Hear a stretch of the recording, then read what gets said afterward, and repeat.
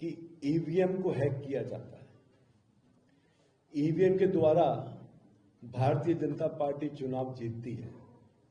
Supreme court तक case गया और सुप्रीम कोर्ट ने भी कह दिया कि ईवीएम से जितने भी चुनाव हुए हैं वो सारे निष्पक्ष हुए हैं, ईवीएम की मशीन से कोई छेड़छाड़ नहीं हो सकती। तो ईवीएम का राग अलापना बंद कर दिया, परंतु हार तो निरंतर उनकी हो रही है।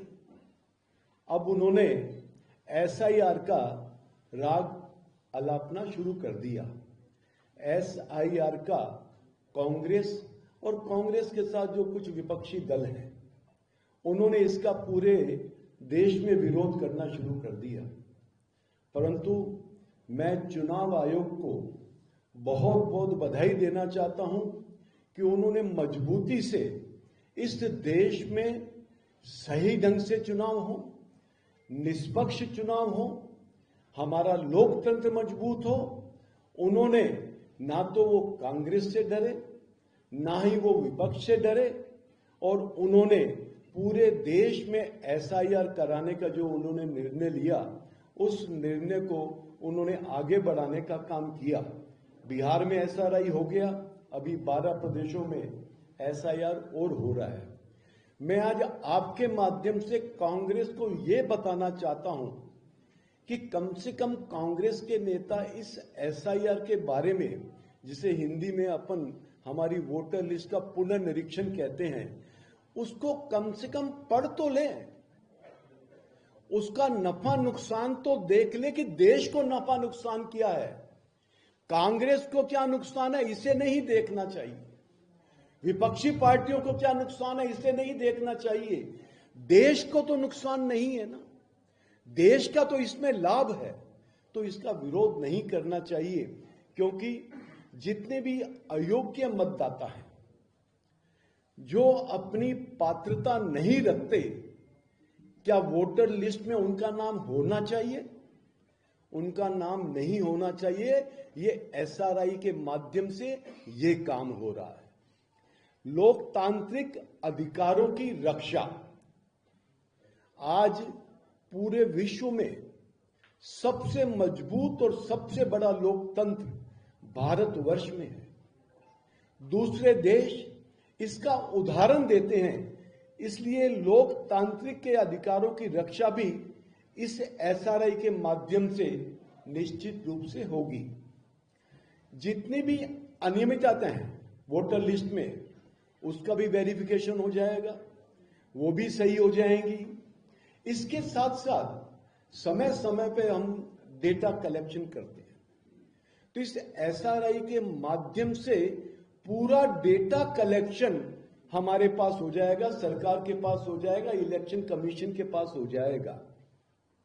इसके साथ साथ आम जन का लोकतंत्र में एक विश्वास बढ़ेगा कि ये चुनाव आयोग बिल्कुल निष्पक्ष चुनाव कराना चाहता है। बंधुओं, जो इसकी पात्रता नहीं रखते उसका नाम हटना चाहिए, यही एसआरआई का उद्देश्य है। और जो पात्रता रखते हैं उसका वोटर लिस्ट में नाम जुड़ना चाहिए। और कांग्रेस घबराई हुई है। वो घबराई इसलिए है क्योंकि आप समझो, यदि मेरी अंदर की बनियान फटी हुई है परंतु आपको नहीं दिख रहा, परंतु मुझे इस बात का महसूस होता है यार मेरी बनियान फटी हुई है, कोई देख नहीं ले, संकोच होता है।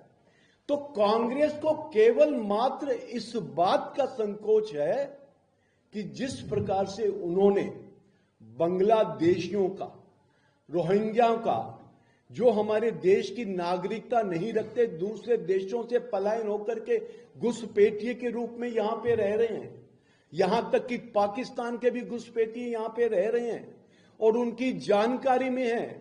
उनके वोटर आईडी बनाने का काम भी कांग्रेस की सरकार में हुआ।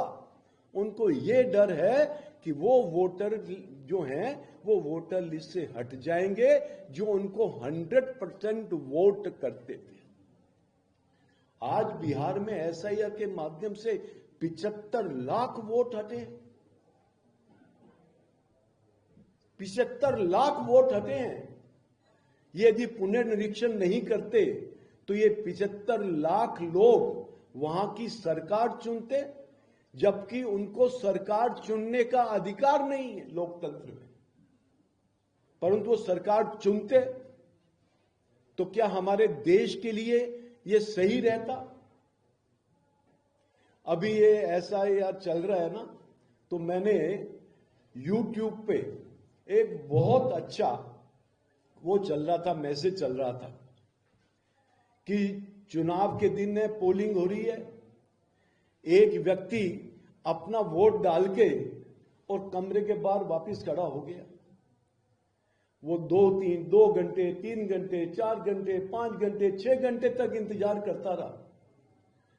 तो जो अंदर BLO बैठते हैं, जो अपना पोलिंग करवाते हैं, तो उन्होंने उनसे पूछ लिया कि भाई आप क्यों खड़े हो, आपने वोट तो डाल दिया। तो उसने बोला मैं तेरी काकी का इंतजार कर रहा हूं। काकी का मतलब अपनी वाइफ का इंतजार कर रहा है। तो उसने देखा तो उसकी काकी तो वोट डाल गई थी। तो उसने बोला तेरी काकी तो वोट डाल गई। तो उसने बोला कि मैं पिछले 5 बार से इसी प्रकार से आता हूं और काकी मेरे से पहले वोट डाल के चली जाती है, मेरी वाइफ। तो तुम भाई घर से इकट्ठे नहीं आते? नहीं, मेरी पत्नी को तो मरे हुए 10 साल हो गए। उसका वोट भी वोटर लिस्ट में है जिसकी डेथ हो गई। तो क्या सही लोकतंत्र है? क्या इससे निष्पक्ष चुनाव होंगे? तो इस SIR के माध्यम से उन लोगों के भी वोट कटेंगे। जो व्यक्ति यहां नहीं रहता उसके भी वोट कटेंगे। अब ये देखो, बहुत सारे लोग बाहर के इस प्रदेश से भी हमारे यहां आए हुए हैं, उनका वहां भी नाम है और यहां भी नाम है। तो क्या ये लोकतंत्र में उचित है? क्या ये निष्पक्ष चुनाव में उचित है? क्या उसका नाम एक जगह नहीं होना चाहिए?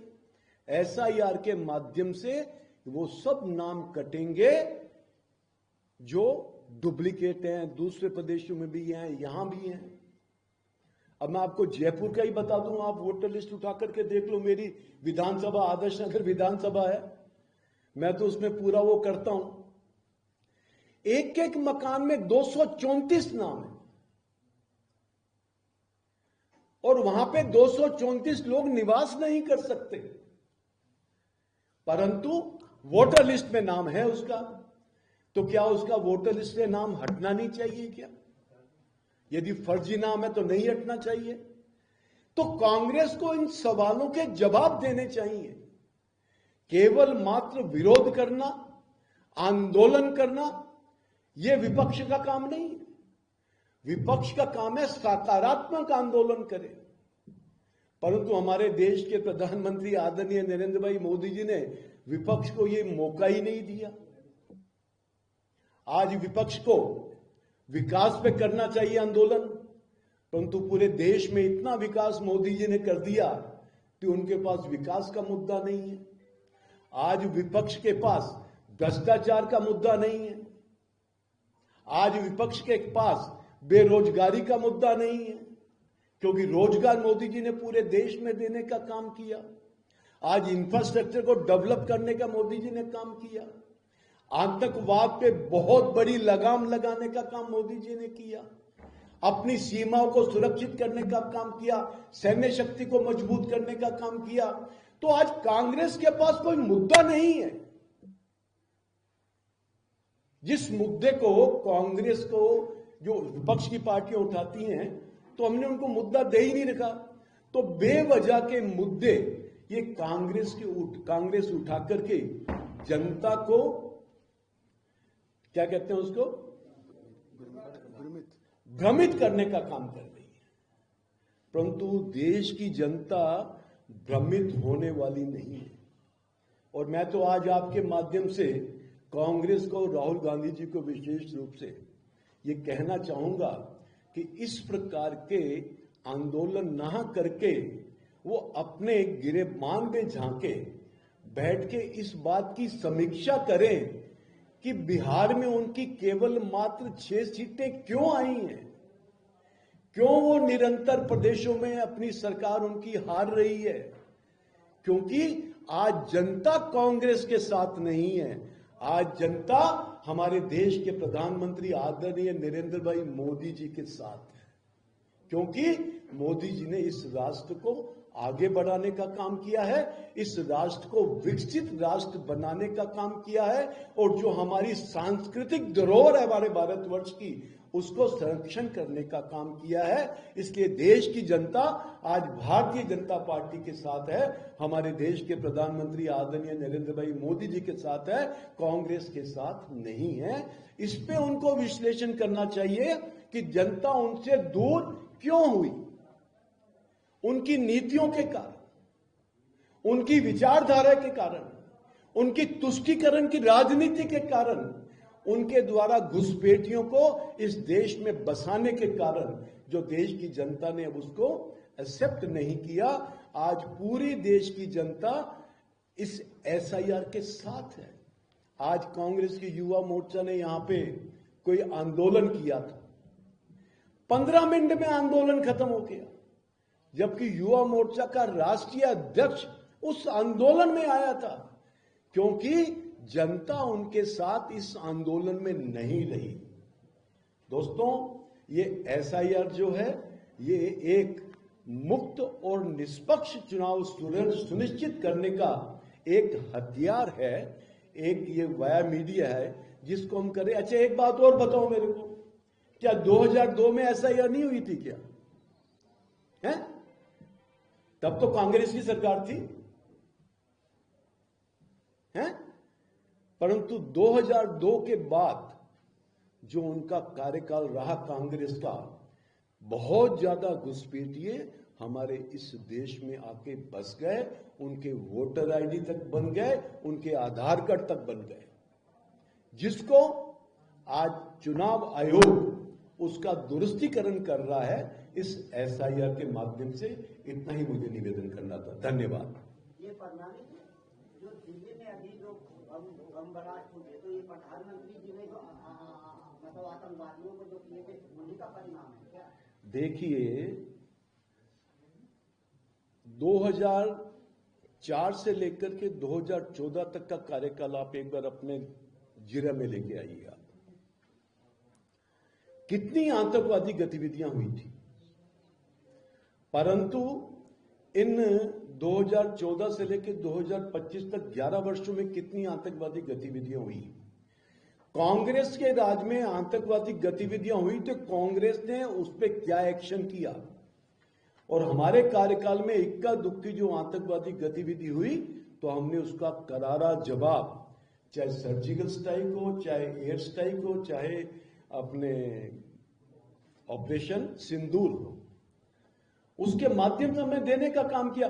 और अभी दिल्ली में जो हुआ, पूरी नीचे से लेकर के ऊपर तक की तारों को जोड़ करके सबको गिरफ्तार करने का काम किया, और उनसे पूछताछ हो रही है, और पता नहीं कितनी तार कहां कहां निकलेंगी, उसको छोड़ा नहीं जाएगा। हमारे प्रधानमंत्री जी ने भी कहा, हमारे गृह मंत्री आदरणीय अमित जी शाह ने भी कहा कि हम किसी प्रकार से इनको बख्शेंगे नहीं, कड़ी से कड़ी सजा इनके लिए तैयार है।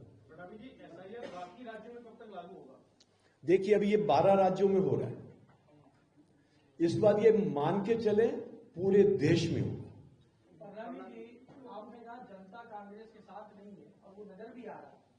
आज के आपने एक धरने की बात की, उसमें तो मात्र 100 लोग थे, उसके बावजूद भाजपा को प्रेस कॉन्फ्रेंस करके उस धरने को एक्नॉलेज करने की आवश्यकता है। देखिए, मैं हमेशा एक ही बात कहता हूं, यदि कोई झूठ भी है ना, 10 बार उसको सच करके बोल देगा ना, तो जनता को वो सत्य लगेगा, यदि हमने उसको रोकने का काम नहीं किया था। मैं एक पंडित वाली सुनाता हूं हमेशा ही, अब वो दोबारा नहीं सुनाऊंगा, आपको पहले सुना चुका हूं मैं, नहीं समझे ना। इसलिए उनके झूठ को रोकना ये हमारा काम है, नहीं तो जनता भ्रमित होगी। आज वो जनता को भ्रमित करना चाहते हैं, 100 में से 80 भ्रमित नहीं होंगे, 20 तो हो जाएंगे। हम उन 20 को भी भ्रमित नहीं होने देंगे।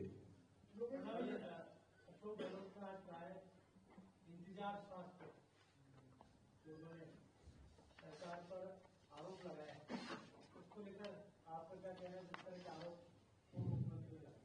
देखिए, गहलोत जी को राजस्थान में भारतीय जनता पार्टी की सरकार, जिसके मुख्यमंत्री हमारे आदरणीय भजनलाल जी शर्मा हैं, जिनके नेतृत्व में सरकार चल रही है, उसके द्वारा जो अच्छे काम किए जा रहे हैं राजस्थान के विकास के, वो उनको पच नहीं रहा।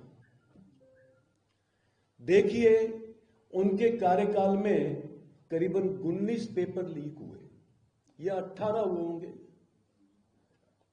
जिसके कारण लाखों बेरोजगार युवाओं को रोजगार नहीं मिल पाया, क्योंकि परीक्षा ही नहीं हुई, पेपर लीक हो गए, नौकरियां दे ही नहीं पाए वो।